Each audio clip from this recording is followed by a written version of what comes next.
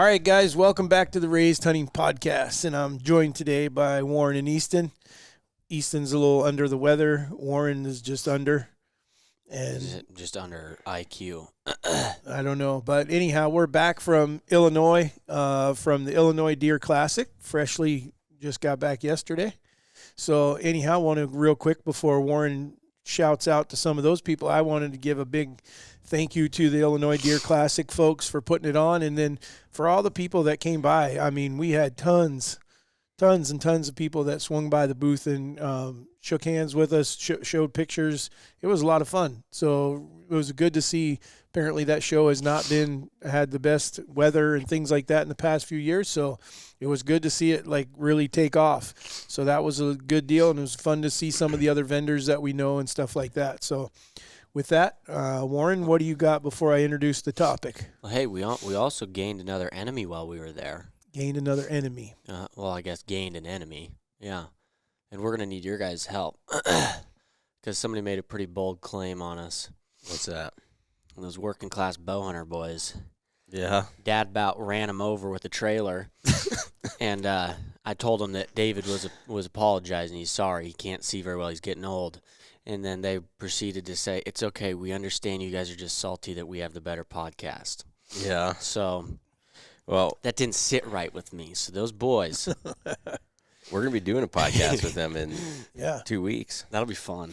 They're good guys. Yeah, they're good but guys. I thought it was hilarious. Dad literally about squared him up with the trailer. It just comes backing in, and everybody's yelling. I love those dudes, but those are the type of dudes you can hit them with a truck, and they're going to get up. Yeah, he would have been just fine. He would have been just fine. He's going to. Kurt was fine with it. He's going to say, "Give me a bush, I'll be good." He hollered, "No problem, man." Has everybody else in the entire building yelling, "Stop! Stop! Stop!" So you were behind you or something? You were backing up? Yeah, well, we were because the venue has a big parking area inside. I mean, a lot of area. They had the archery shoot there, and they took that down. When they took that down, you could pull in.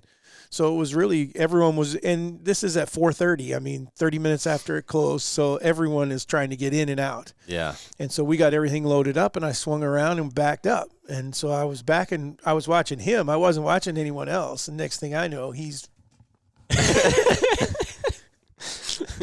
You know, some of these new trailers have backup cameras on them now. Yeah, his truck could that do is it. Sweet. Yeah. If he just behind the trailer though. Yeah, if he put the camera on the backside of the trailer, he can click his little backup thing, and it'll give you both. That's sweet. Yeah. But I don't know if it would have changed anything. Dad would have just put the gas down. Running over working class bow hunter guys. Well, you can't see directly behind it no matter what mirrors you have. I didn't need to see direct. I saw Obviously you I did. saw what was directly behind it before I backed into there, and there was nothing there. They walked into it. You're not in the place to argue this at this time. They walked into it. It's their fault. So, but it sounded like, too, let's get your take on it because you're Mr. Critical. I'm very critical. What am I critical about? Dad was saying that the deer at the Illinois Deer Classic were bigger than ours. I can't. Oh, are you saying like everybody that came by? Yeah, the pictures that these guys were showing me, they had videos. A big buck classic like. They did. I just didn't get a chance to go down there. Now they had a 270-inch deer there that was just found dead. 270 killed something. I saw a picture from somebody that I think maybe I can find it real quick. That they had a deer. Well, their whole everybody in the firearms non-typical, I think it was, were like 215 and up or something. Yeah. Here's my. There was lots of 200s there. Like the competition side of it, I would say probably it's actually I know it's not quite what not even close to what the Iowa one is, but that's mainly because they're growing the show. There's not that many guys that are bringing their deer in. Now, if you look at the amount of people that were coming up and showing us some of their trail camera pictures and stuff, I have never had anywhere wipe Iowa to the floor with trail camera pictures. Normally we'll go to your Wisconsin shows, and their one county in the entire state is immaculate, which they have good deer or big deer, but it ain't anything compared to what we see at the Iowa Deer Classic.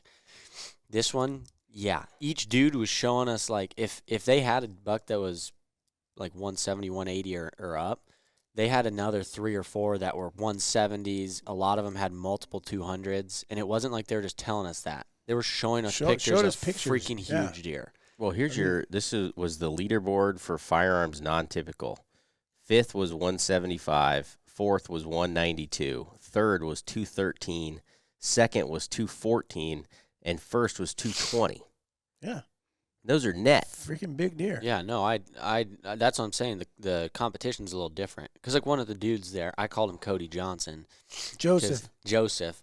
He's a really good dude. Shout out to Joseph and Abby. Abby, it's still okay to kill a 4-point. Uh-huh. She's probably turning red right now. He looks like Cody Johnson. That's why I called him that. But he had one that was 180. In the 183, I think. Yeah, 3 or 4. And that was 4th for archery division. Yeah, it was 4th. So you ain't even placing anywhere even close in the Iowa one with a 180. Well, it's probably their firearm season's a little different than ours too. I think, isn't it? Yeah. Is it open? I think it's in November. Earlier. I think they have it during November. Yeah, I'm not sure. I think it's a little bit different, but as that show grows, you'll probably see more and more deer there. Yeah. That's probably a smaller sample set I of was what's gonna say, actually that's even what there. I'm saying is it's way smaller. Yeah, there definitely was not the number of deer that you see at the Iowa Deer Classic comparative, but there wasn't as many people. Yeah. So not as many people showed up to bring their deer in. But the ones that brought them in, Illinois, hats off, man. They got some big deer. And Well, if you look at the record book, they got us whipped. Well, they have the world record. I know that. Yeah, but they got more records in the book in general, too, than Iowa does. Well, there's a couple states that are that way now. Mm-hmm. But, no, I'd be curious to see in a couple of years when that show keeps growing because it's going to get bigger. Mhm. What it looks like because, dude, I've never seen trail camera pictures that consecutively or that consistent, like every dude. And a lot of them didn't even know they were there. They're like, oh, I just got this picture like a couple days like into September or something. I didn't know he was there. I've never seen him before. I'm looking at like a 200-inch deer. I'm like, hey, you didn't have no idea this deer was there. But then I'm sitting there thinking, okay, well, maybe the neighbors knew him or something. Or we had one gentleman came up and said that he had a section of ground he had killed it, and he showed me the picture of it, and it definitely looked like a 200-inch deer. But he had killed one, and there had been 4 deer killed, including his, in that section in the last 4 years. It was pretty impressive. Yeah. That's crazy. And hats off to all those guys out there, because a whole bunch of guys now have switched to video, and that makes it even better because they walk up and you get to see the deer turn his head and stuff like that. And just good Lord, 200-inch deer. And something about Illinois, what I would say that Iowa has a little different. Iowa seems to be a little tighter racks and heavy, where like a Nick Peterson type deer, where these guys, I don't know how many deer I saw that were 22, 23 inches wide. Just they big. still had good mass. They still had good mass, Really but good they were mass. wide. They were getting some width on their deer. That 180 had a fourth circumference of 6. Good God. And the base was 5. Yeah, he got He's like heavier. a real palmated at the end. Yeah. That's a heavy deer. Yeah, very heavy deer. All right. Are we ready? Well, there's our deer classic, or You got a shout Illinois out. deer classic. You got a shout wrap-up. out to anyone that we got to cover here? Yes, a few. Jeremy Rupsick, as usual, he's on top of it. He's starting to give us a lot of crap, though, so be careful, Jeremy. We might start dishing it back, buddy. Yeah, we're getting comfortable with you. Wide Eye Outdoors 6977. Josh Adams TH8OP. Travis Huddleworth 630 as usual. Justin Keith. Gagno. He's the man. Jeff Gagno. Yep. Raised Right. He's also the man. He's trying to find the other side of his 81. So, for the rest of you, do us a big favor. If you've enjoyed the podcast at all on Spotify or Apple, leave us a review, and as long as it's a good one, and we'll give you a shout out too if it's on Apple or YouTube where we can see your name. We're almost at 400 subscribers on YouTube already, and we haven't even really pushed that. So we need to put a little more effort into growing that. Yep. All right.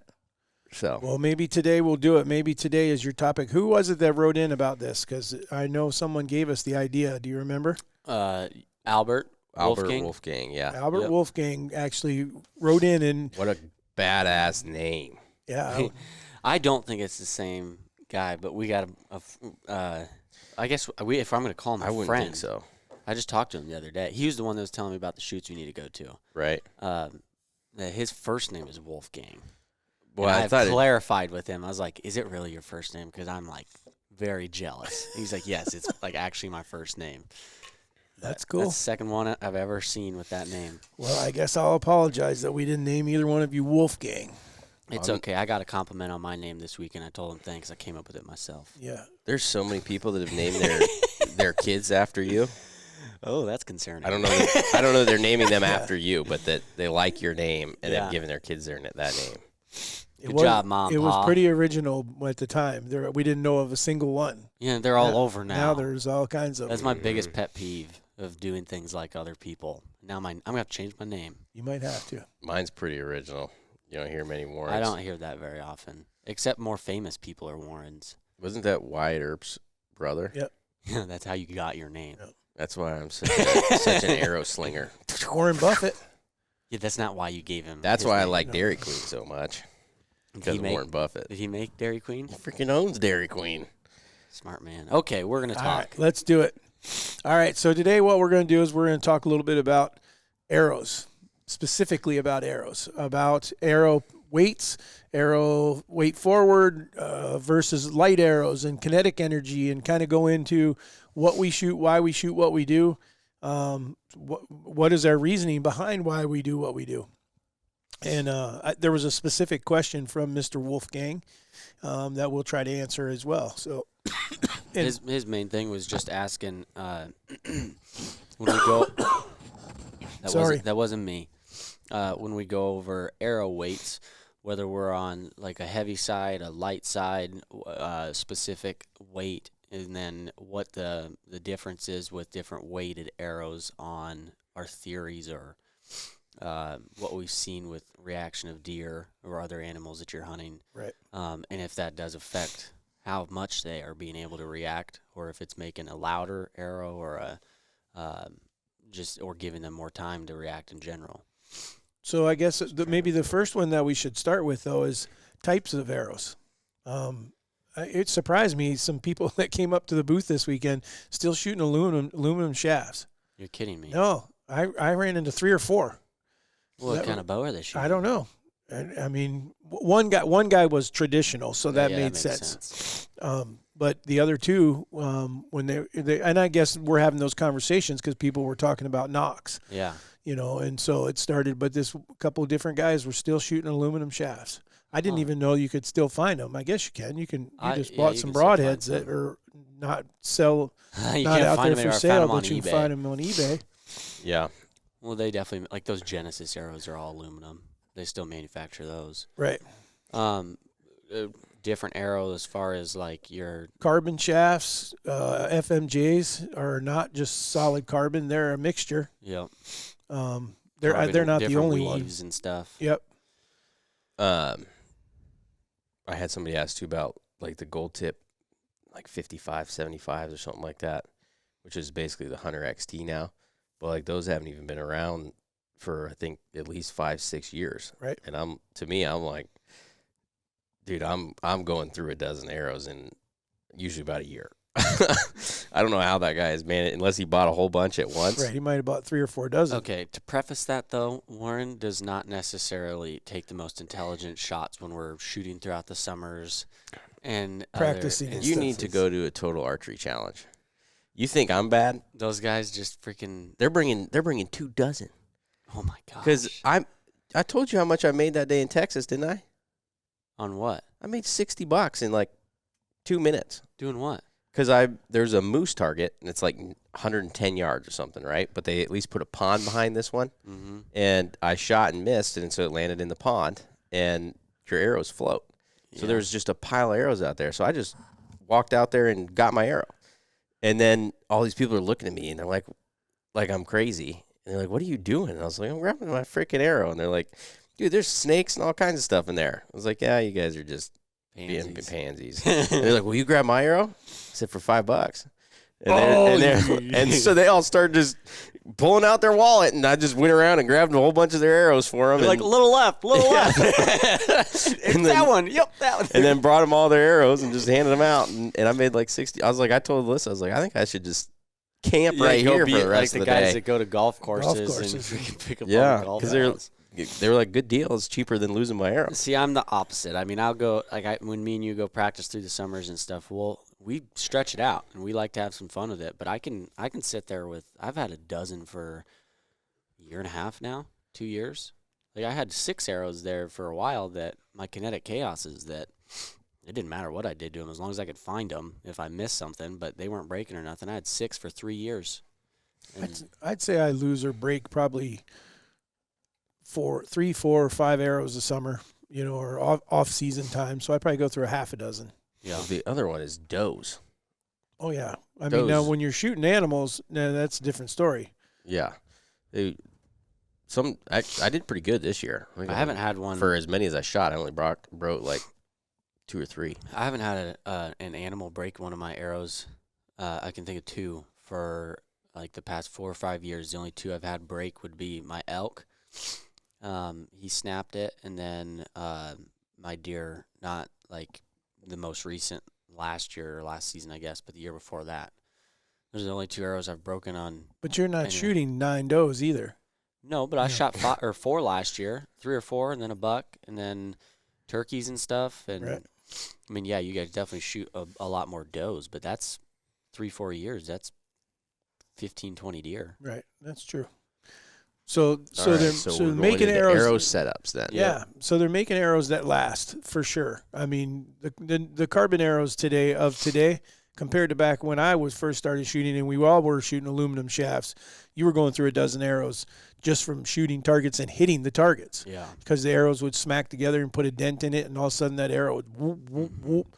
So now you have carbon arrows. So for those new people out there, carbon shafts, if someone's got aluminum arrows they offer you for free because they're not shooting them anymore, you probably ought to pass on those and find a little bit of money to scrape up to go get you your first dozen arrows. You can get a carbon arrow. I mean, a decent cheap ones that'll last you a while until you make some more money or something to spend it on.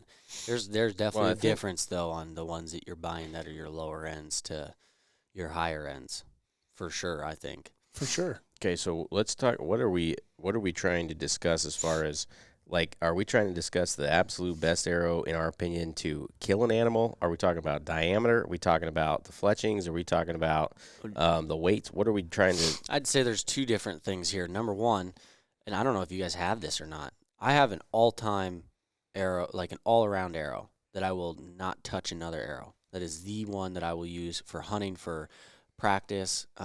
It's not my favorite for practice, but it works well if I'm just picking one. The kinetic chaos. Yep. But my point with that is, do you guys have one that you're like, that is it? That is mine? Because some guys just, they don't have an issue. They'll bounce around. Oh, I'm going to try a micro diameter this year, or I'm going to try a heavier one this year. I mean, I'll try different things, but you guys have for an all-around arrow? I do too. I'm shooting the airstrikes, but I think that what's more interesting is we should kind of go into what elements that we're looking for in an arrow. Yep.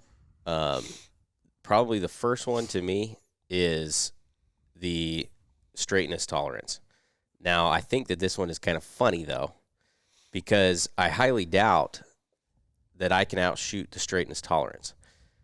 So, as far as what, though? Like, how would you outshoot a straightness tolerance? So, meaning that you are more accurate than that arrow is coming back to. So, straightness tolerance, I believe basically, and somebody might have to correct me on this, but from what I understand, your straightness tolerance means that for every time that you shoot that arrow or whatever it is, that it comes back to within thousandths of an inch of where it was, right? So, like, the more gap that you have there, so like a .006 is going to have less, it's going to remain less straight compared to like a .001. And is what I'm saying is and we should do a YouTube video on this because it would be really interesting, but you need a hooter shooter, I think, is that if you take a .001 and a .006, are you ever able to shoot well enough to actually see the difference in that? Well, see, my thing is not necessarily the outshooting the straightness, is the durability of it as well. You're like a .001 is most likely going to hold up to more damage than like a .0025 or whatever. Like, I'm trying to think of a couple different ones I've shot. They're like a 2.5 is the largest gap I've had. And those are typically a thinner wall as well. Like your carbon wall that goes around the arrow, or what the arrow is, that's the wall, is typically thinner as well, I believe. Could be. To me, the first thing that does for me, though, is it gives me confidence that the arrow was built with a lot of intent.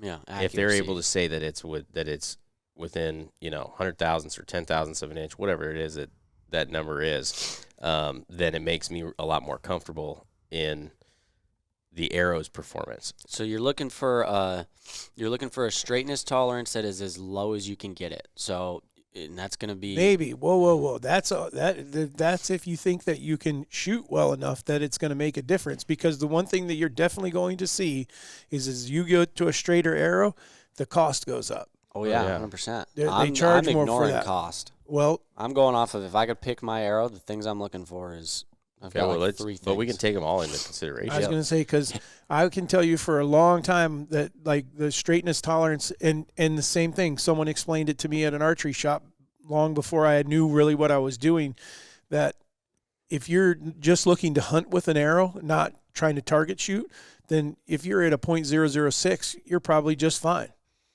I mean, even though that's it's not near as straight as a .001, but you could get away with it. And so my point is, but I would say if you can afford the straighter arrows, that's one less thing that it can go wrong. There's already enough things that can go wrong with your shooting ability. But my point is that just because there is an arrow out there that's that straight doesn't mean that you can't hunt if you can't shoot that arrow. You could still go out and you can still kill animals and you probably shoot still really good groups. I have a hard time believing even a .006 from .001. I would bet that even, let's just say that it's at the max difference that it could be, that at 100 yards that affects your arrow impact more than like a quarter of an inch. I don't know what the exact would unless it would change somewhat the way that the arrow flies, then maybe it could have a pretty significant impact. Because I will say I've had times where I've had arrows that they were the problem. Oh, you know what I'm saying? Like you shoot a group and then you're like, why is there always one that's way out? Right. And then you mark that arrow and then you shoot again and sure enough it's the same one arrow every single time. And so we should talk about what that is, because sometimes all that is though is that arrow's fletched a little, or your knocking point is a little bit different. You can turn that arrow just a hair and it'll start flying better. Well, it's not the knocking point. It's the I don't even know how you technically explain. It's how the spine is constructed with where the knock is in the arrow. So like when you twist it a little bit, then it changes. That makes a very, very slight variation in the spine. That I believe that's what it is. So like when I paper tune my arrows, I shoot all of them through paper, not just one. And I will do that. I'll just knock tune them, I think is actually the term, and I'll just twist them just a little bit until I have all of them shooting a bullet hole. Same. Yeah, and it's amazing that it does work. Like I remember when I first learned that, I was like, "There's no way that me twisting this arrow a little bit is going to make a difference in my." Well, and the thing is, it's not just to one manufacturer either. I mean, I've shot Easton arrows, I've shot Gold Tips, I've shot which other ones? Carbon Express, Victory. Shot all of them. I've shot a bunch of them, and you will see that in an arrow. And sometimes that's what it is. Sometimes you're right. We can change the knocking point. Or change the way that arrow sits. But sometimes there's just a bad arrow in there. I don't know. I don't know what it is in that arrow, but that arrow always flies low, or it flies left, I pull it out. I don't shoot. I'll save it maybe for to like practice in the field or something like that. I'll mark it and I'll shoot to shoot at stumps or something like that. You shoot at stumps often? Not anymore. I used to do it a lot in Montana. This comes down to what you guys are referring to right now. You get away with that if you actually set your arrows up correctly. You could have a terrible, your higher end .006 straightness and make it where it shoots dang near close to a .001 based on how you set your arrows up. Or vice versa, you could shoot a .001, and if you don't set them up right, you could be in the same boat as you might as well just gone on to cheap ones. Because with what you guys are saying with your if you have one that's flying low, sometimes it could be an inaccuracy in the arrow, but at the same time, if you don't sit there, if you want to be intricate about it, I'm not this intricate about it, but I have done it, and it makes a difference. Is you take your arrows, you take each shaft, you take each insert, your nocks, everything, and you start weighing each little one out and see what it is. Yep. And you can start mixing and matching, basically. So what you're trying to do is cancel out different ones. So your heavy inserts need to be with your lightest tolerance for your tips, so that you're basically making the exact same arrow through everything versus just throwing inserts in. Throwing an insert in, throw a tip in and everything, because whether you admit it or not, if you actually take a scale to all the components on an arrow, there's difference in just about every one of them. And so my point with that is that you can make an arrow a heck of a lot more accurate, as well as how you cut your arrows. If you're cutting from both ends to get the wobble out of them or the non-straightness out of them, you can do the same thing versus just going and hack it off, be done with it, throw the inserts in there. You're not giving yourself anything beneficial. So you're one that's flying low, you're one that's flying high. I've been able to, you can figure it out pretty quickly if you just throw your stuff together, or you have a shop do it or something that don't do it like that. Then you're probably going to have one or two that don't always fly very accurate, because they're going to be 15, 20 grains heavier in the end versus the average between the rest of your arrows. Okay, so how important is it, do you think, to build your own arrow? I don't think it's that. I don't think it's imperative. Right. I think you can have a archery shop build an arrow for you, and it's going to fly pretty dang good. You're going to be just fine. It's not like the difference that I'm talking about there. I'm just simply referring to, if I took a dozen of arrows and I said, hey, this one is always flying low, this one's always flying high, you could probably break that down into how you set your arrows up specifically. Most guys aren't too worried about a 1 or 2 inch one arrow that's flying an inch or two off kind of thing, because it's close. It's right there. Right. When it's 3 or 4 inches, though, that you start to then notice. you're going to be sitting there like, okay, I need to set this arrow aside completely. But when it comes to like your arrow weights and stuff, what do you guys prefer? Are you guys, because it's common, I haven't seen it nearly as much now. I feel like it's kind of dying down a little bit. But are you on a super heavyweight kick?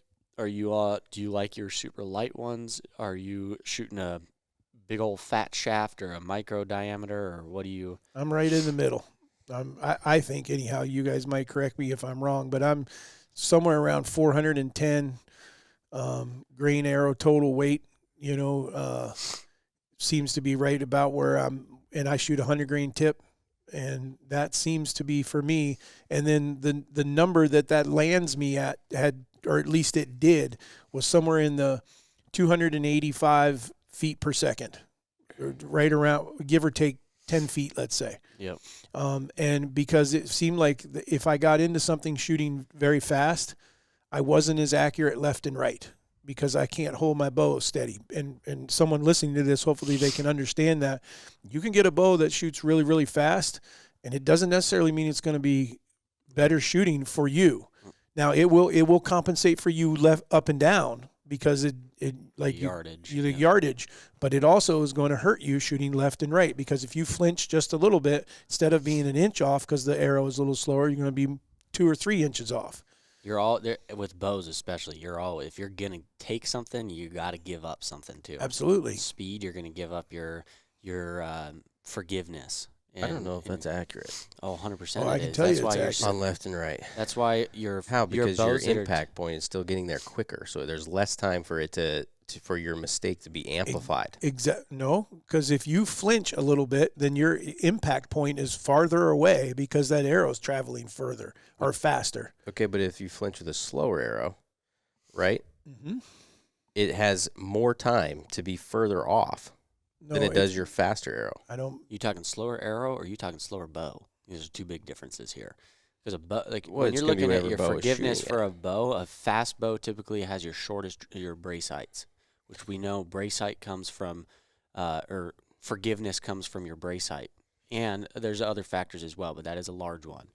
And so your faster bows are typically the ones that you better have your form pretty very short brace height, because I'm wondering if brace height was nothing but a marketing ploy. It might be, because I haven't noticed huge differences between like a 6 or a 6.5 or Everybody's nobody under, even makes a 7 everybody's anymore. under 7 inches at now, and nobody talks about that anymore. So I think that was I think that was a marketing thing. Because the more I think about it too, is like, how would your brace height really affect the accuracy that much? Like, how would that make it more forgiving? That's getting into engineering. I was going to say way above my head. now we'd have to get into physics, which none of us went far enough through school to get into. In my opinion, it makes sense though when you look at a bow that's got because when I think the difference is big because your brace height is basically from the back of it's the back, ain't it? Back the of the back riser your to riser the string. string. And so in my opinion, I feel like some of your ones that are like when your cables and your string you could have a 7-inch brace height, but when I don't know how the heck to describe this because I was just looking at a bow this weekend. And I was like, how the heck does that thing even shoot? Because it had like a 6.5 or 7-inch brace height on it, but the cables, as opposed to being like an inch or two away from your string like normal, where your cable guard is holding them in place, is like an inch from the riser itself. So in that, like where I'm sitting there, okay, 7-inch brace height looks wonderful, but at the same time, when you have that much tension pulling on any of your strings, I cannot imagine that is going to help you with any accuracy. Again, that's engineering, though. I could be way wrong. Did you look at the cams? They're tiny. Yeah, but did you look at the angle of them? Mm-mm. I'll bet you they just put more cam lead in it. Yeah, I guess you could. But anyways, I think we're getting into a rabbit hole Yeah. here. Here, I have the exact question.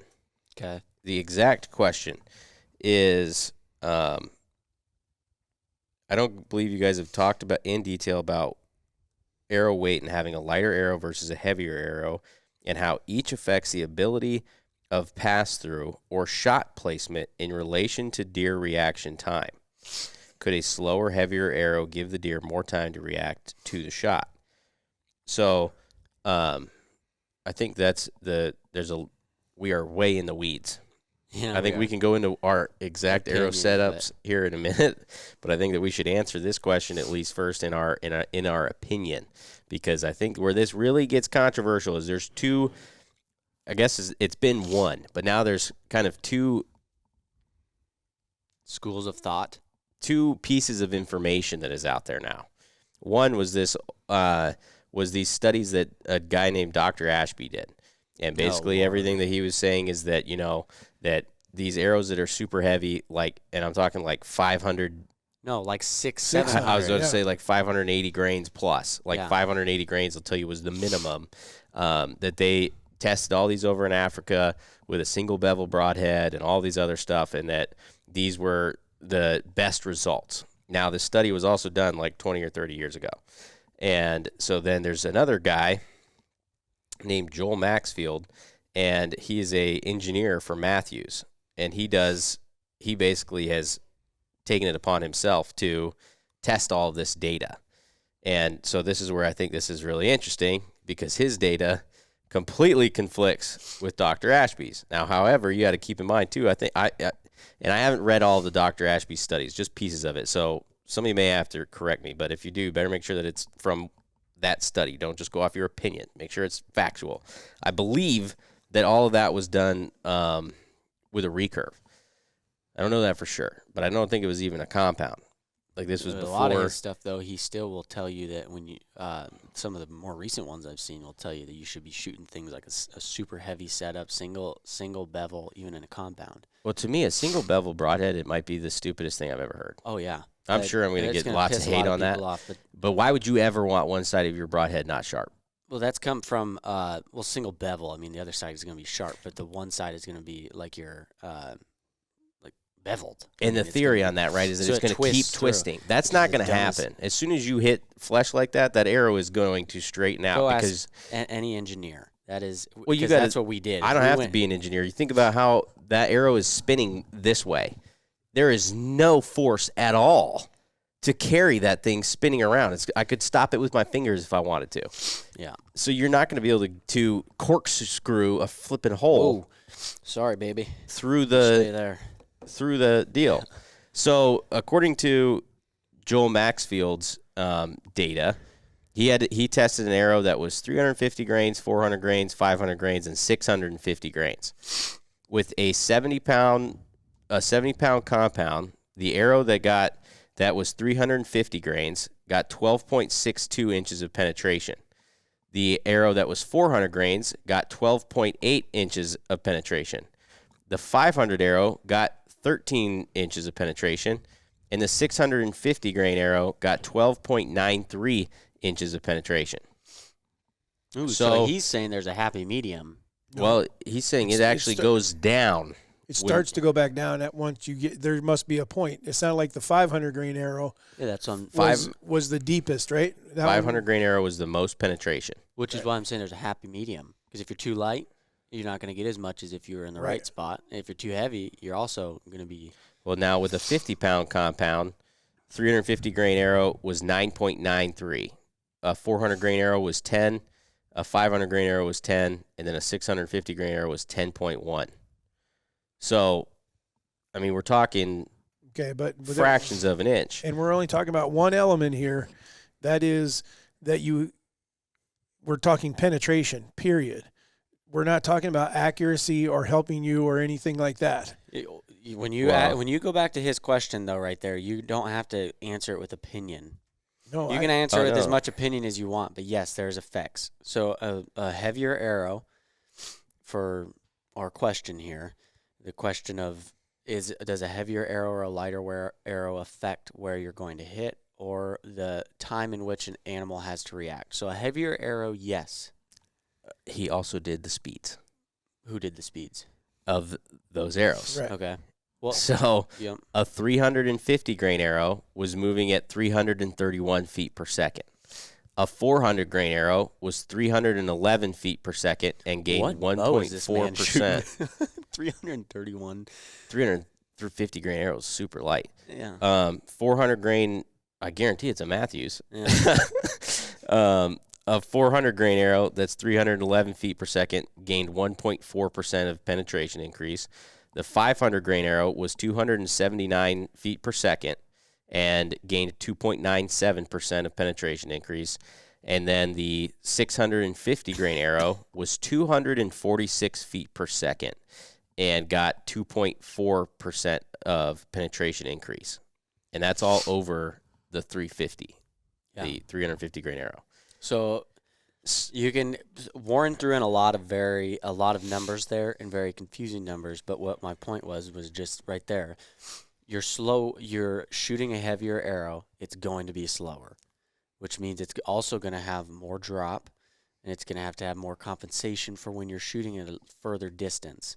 So, if you're shooting a 5, 6, 7, whatever, if you're shooting on the heavier side of your arrows, yes, there is much more time for a deer to get out of the way or for you to screw up with your yardage, because if you're shooting a very slow arrow, you could judge something at 35 yards, and if it's actually at, let's say, 43, you're going to be significantly low, as in comparison if I'm shooting a light arrow and I misjudge it by 5, 6 yards, I might be off a couple inches versus a foot with an extremely slow or heavy arrow. So, yes, there is a massive difference in a light arrow and a heavy arrow. Well, I think is what it comes down to in this instance right here. If we assume that Joel Maxfield, and I don't know Joel personally or anything. I don't have any affiliation with the guy. But I'm going to go out on a limb here and say that he's probably smarter than I am when it comes to this stuff. He probably knows more safe bet there. than I do. And so unless he is wrong, and his data is completely wrong, there's not really a discussion on why you would shoot a 650 grain arrow. You are doing nothing but hurting yourself. You're getting less penetration than if you were to shoot a 500 grain arrow. And you have gone from a minimum of 279 feet per second to 246, which if we could display that behind us in your pin gap, that is huge. Like that on a Trophy Ridge React site, that won't even work. Right, we'll bottom out because the mathematics doesn't go below 250. Right. Yeah. And Alyssa, my fiance, it works. So if that gives you an idea, and she's got like a 24-inch draw and 50 pounds. Yeah. So, I mean, it's like you are slow. And so really, I think is what you're saying, and this would be just a different way to look at it. For me, I'm going to stick with a 400 grain arrow. Mine's like 420, 430. But because, so if all I'm able to get is a 1.5% increase by going to a 500 grain arrow, but I lose 20 feet per second, even a little over 30 feet per second. How much more room for error do I have what you're saying, by being that much slower than giving up that 1.5% penetration? Like, how, at the end of the day, if it comes down to that much, I think I'm screwed no matter what, almost. Mm-hmm. I still say what we're talking about is making a killing shot. Right. Right? We're not talking about target shooting. We're talking about shooting an We're animal. also not talking about error. Well, A lot of these guys will say that I'm shooting a heavier arrow so that I can blow through a shoulder, which, number one, isn't a thing. Number two, if you're practicing for the fail, you should be practicing for perfection. Absolutely. You should not be in there. Yes, there's putting going to an be arrow issues, where you want it. but you should not be sitting there putting stuff together so that you can, if you happen to hit him in a freaking leg, kill him. Or if you happen to hit him 7 inches forward and square him in a shoulder, that you're going to have a chance, which is a... Well, that's the other thing about it, is this would say that your 650 grain arrow, you're not going to do anything anyways. Yeah, you're getting worse penetration than you would be at a 500 grain. So 500 grain arrow for most guys would be the most optimal for penetration. But we're talking literally less than a half of an inch difference. So if you had an elk quartering to you, and you'd be nervous, because that's what all these guys are saying, that they'd be terrified of shooting a 350 grain arrow at an elk's front shoulder blade. You're saying that by you having another quarter of an inch of penetration, that now it's okay to shoot. That now it's shoulder. okay to shoot at a shoulder blade. Yeah, no. That is stupid. That's my point right there, is that it's not a thing. You're not getting through it. Right. So stop playing for the error and make your shot, or wait for a better shot. Instead of shooting them quartering two, wait for him to turn. And if he doesn't turn, oh man, that's called hunting. You didn't get a shot. Boo-hoo. Wait for the next one, or you don't kill one. Or the other thing that you could say too is that 90% of those shots that they did get a pass through with their 650 grain arrow, that they most definitely would have with a 500 grain arrow. It probably would have stuck in the ground on the other side. There's a 99.5% chance they would have with a 400 grain arrow, and there's still a 98.5% chance that they would have with a 350 grain arrow. To answer his question, which we've answered it with stats, and we've also answered it with opinion, which backs up by stats, is yes, there is a difference in the amount of time in which an animal is going to have to react. That there'd be no benefit in going with a heavier arrow. The opinion side, though, as well, is we all shoot 3 different arrows. We all shoot 3 different weights. We all shoot 3 different, just basically setups in general. What you are confident with, so even this is going to be me even actually going back on my own, putting my own words in my mouth, is if you're confident with a 510 grain arrow and that's what you shoot best with, shoot it. If that's what you're confident with and you shoot the best with it, versus a super, super heavy one or a really light one. I really don't care what it is, as long as everything is done correctly and it is going to complete the job that is needing to be done, which is harvest an animal as quickly as possible. I don't care if it's a super light or super heavy arrow, because if it comes down to it, you should shoot what you're confident with. Now, if you're asking questions such as what we have here, is there a difference? 100% there's a difference. But at the same time, Warren shoots 420? I think 420. 418, 420. His arrow is 420. Mine's 470. Now, me and him shoot about the same exact feet per second, because I've got an inch on a draw length from him. And then with 50 grains difference, we're about the same. Our pin gaps are pretty much the same now as well. So right there is a 420 grain arrow and a 470 grain arrow. 2 different setups, but we're both very confident with them, and they both work. I would say Warren can prove works very well, and I could say that I've got a lot of shots that could prove it works very well as well. Then you have Dad over there that's got a completely different setup in general. He doesn't have a smaller arrow. What is yours? 410, I think. 410, 412. So light and a larger diameter. and dad shooting, you've gone down in your weight. I was going to say, I'm kind of a tough one to fit in there because I can't even shoot what I would, because like I remember when my whole thing when I first started shooting and when I first started understanding what I was doing was I was looking for the best kinetic energy that I could build. And so I did come up in weight some because I could actually shoot a lighter arrow and it was shooting faster. But I found that a little bit heavier, but I'm talking about going from a light, what would be considered a light arrow to what would be considered a normal arrow, not necessarily over heavy, because you can gain kinetic energy by adding weight to your arrow. But the problem is that then you get to a point where you're sacrificing accuracy. Well, I think that's what this is saying, though, is that now these bows are so much faster that the kinetic energy is the same. Right. Because it's picking up so much speed on the lighter arrows that it is producing the same amount of kinetic energy or momentum. Right. Yeah. So anyhow, I mean, I'm going to stick with where I'm at. I'm keeping around that 400 mark, 410, You've something shot like that same arrow for 5 or 10 years, and you're also going from 70 pounds when you used to like 10 years ago, right, to now you're at what, 60, and you're still not having any issues. No. So you've even changed the weight. You've changed some of the amount of power that's being put into the arrow, and you're still having a good result with it. Oh, I'm still getting. Versus me and him have been shooting the same thing for 10 or 15 years, but we're comfortable with it, confident with it. But at the end of the day, it's about. I mean, the statement is always, you could kill them with a field point if you put it in the right place, and it's about practicing, and it's about putting that arrow in the right spot. It's not necessarily, I agree with your statement about, it's not about building an arrow to compensate for my weakness. Yep. Because I think you got to keep in mind, too, if you go from 311 to 279, you're dropping feet at 40 yards. Yeah, feet per second. Which one, I would tell people, too, that like a 500 grain arrow, in my opinion, I'm not really talking about those guys. Like a 500 grain arrow is not that overly heavy. Crazy. Yeah, you're not like going nuts. I'm talking about these dudes that are building Lincoln logs, 600 grain plus arrows to shoot at deer.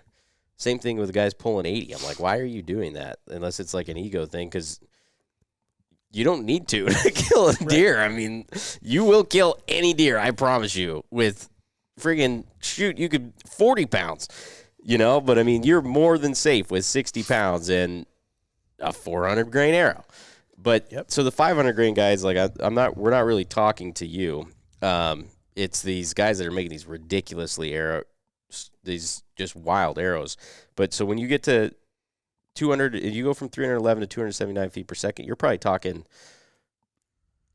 man, I bet instead of like 3 inches of drop at 40, probably 8 or 9 inches of drop. That's a lot. It's a ton. That is a lot, especially in a hunting situation. I could tell you 30 feet per second difference was a 5-inch difference for me. Yeah. At 40 yards? I switched my arrows at 40 yards, yep. Yeah, because I had a like a right at 405 grains or something that was sighted in. And then I put my kinetic chaoses back on as well. And I shot through the what's it called? The chrono as well. And I was at like a 298 or something feet per second. And then when I switched to my 470 grain, I was at a 272 feet per second, and I was like 4 to 5 inches low at 40 yards. So if that tells you anything on a difference in weight of an arrow, for the same weight that I'm drawing and the same draw length and everything, but the weight of an arrow simply changed my feet per second by 298 to 272, so 26 or whatever. 26 feet per second and 4.5 to 5 inches of drop at 40 yards. That's a pretty freaking big difference for not even going into like 100 or 200 grain difference in my arrows. Yeah, that's way more than I would want to sacrifice. So what about the alternative, we've talked about not going too heavy. Can you go too light? I mean, there's some guys out there building some really light arrows, and I think that you're going to lose some kinetic energy when you go too light. Yes, the speed is there. Joel's. I think you'd have a hard time building an arrow less than 350 feet per second. I have 350 one right grains. Now, but it ain't made for hunting. Yeah, my fat ones out there are like Yeah, those don't count because those are target arrows. I was gonna say, I'm saying yeah, but I'm hunting just arrow. saying. I mean, that's the same length. That's like right at 300 or something. It's a light arrow. But Any of yeah, your you ain't hunting gonna hunt arrows, with you'd it. have a hard time just with the grains per inch Yeah. being less than that. I Right. mean, you'd have to have a super short draw length and be cutting the arrows really short to. So to answer his question though, do we feel like that? Can an animal is the animal able to react? Because I feel like we're in the same place with the animal as we are with what you're talking about in the weight. It becomes that it's such a insignificant amount of difference that it's not really making that much difference. And what I mean by that is if an arrow's coming at that animal at 310 feet per second, or is that if the arrow's coming at if the arrow's coming at the animal at 275 feet per second, how much distance is that animal able to move in that amount of time? There's a mathematical equation that would tell you exactly. A lot. If you knew. Teaser. Warren's got this that he's gonna do a YouTube video on it with a scientist. Yeah, But that was just a teaser. it would be a Anyways. lot.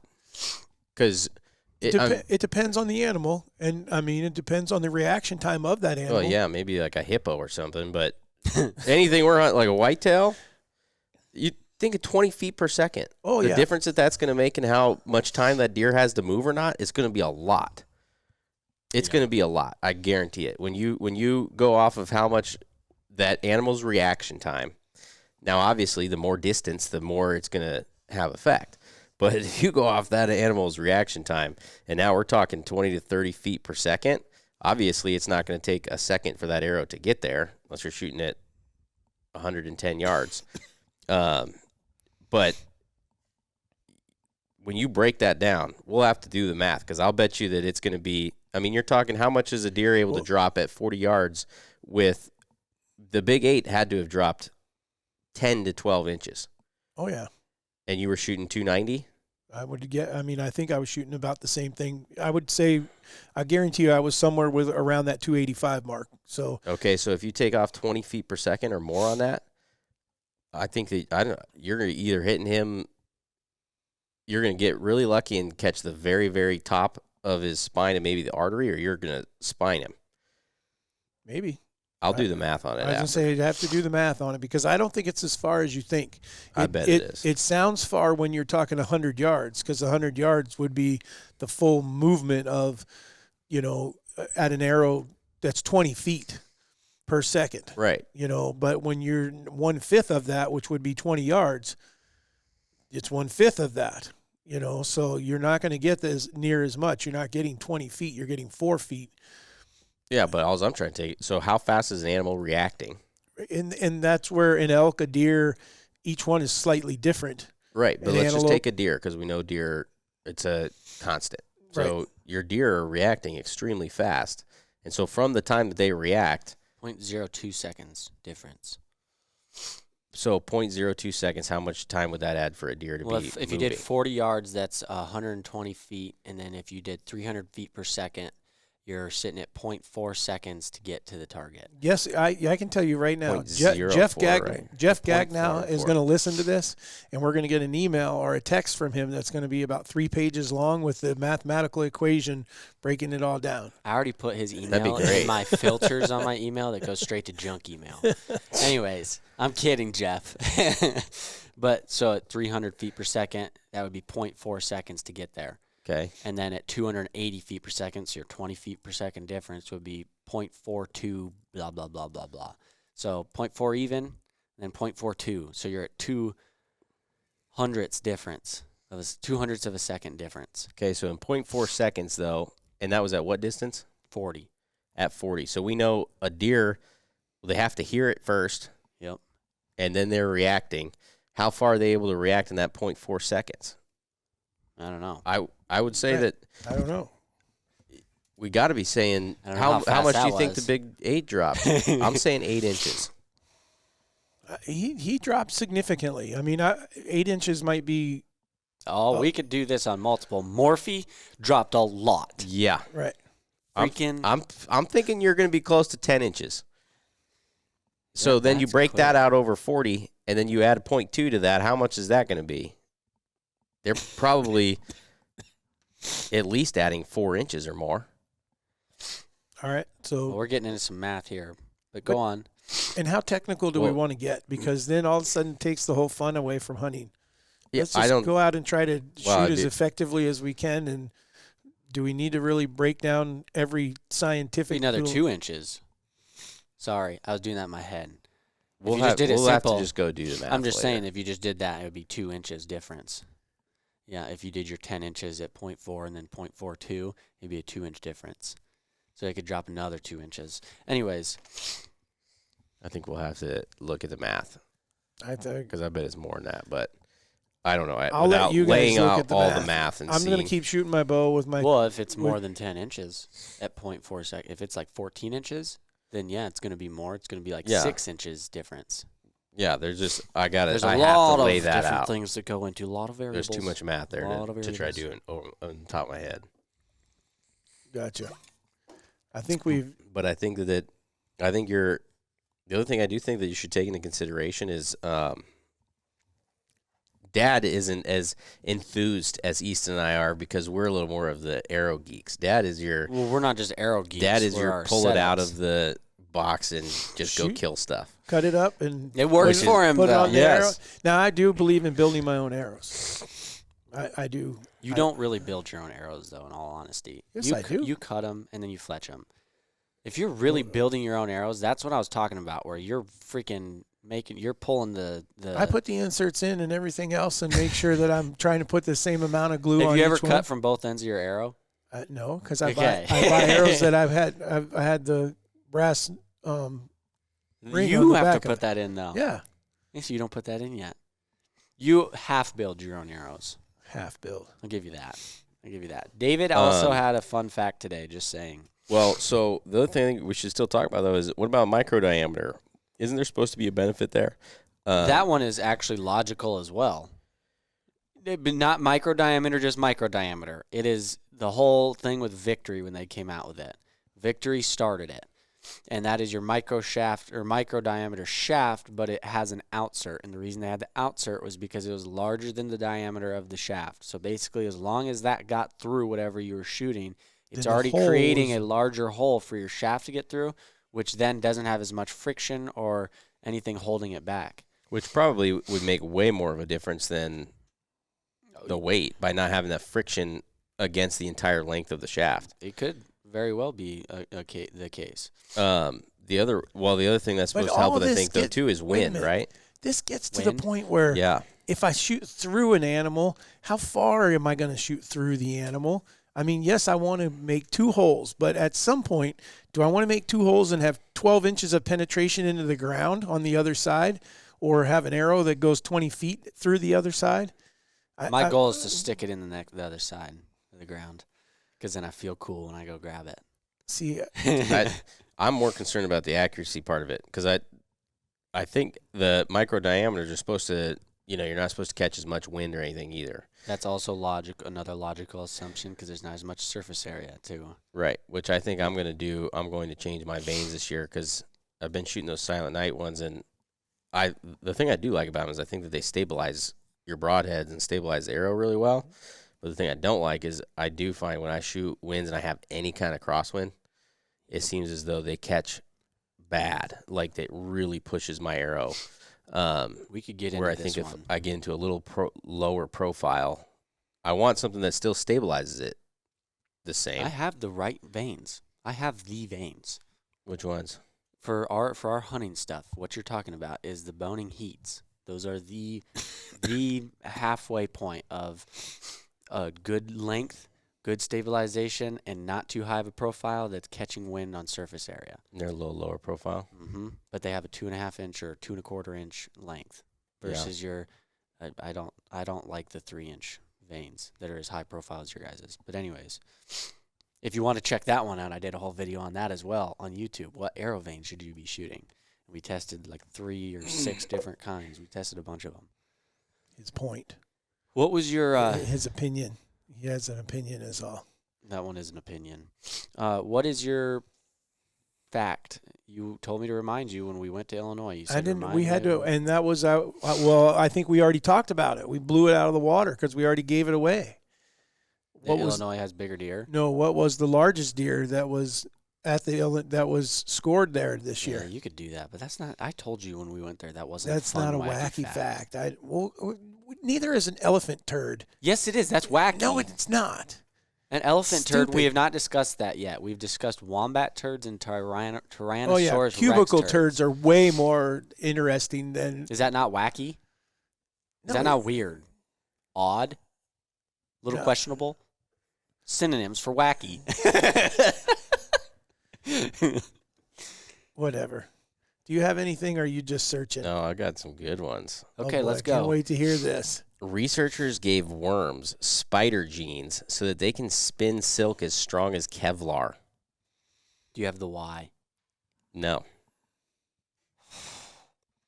That's the question. That's what I think is hilarious. Is these researchers would be like, you know what? The really important thing for us to study is A Kevlar worm. making sure that we give I don't. worms the ability to spin. You got to tell me the why. Kevlar.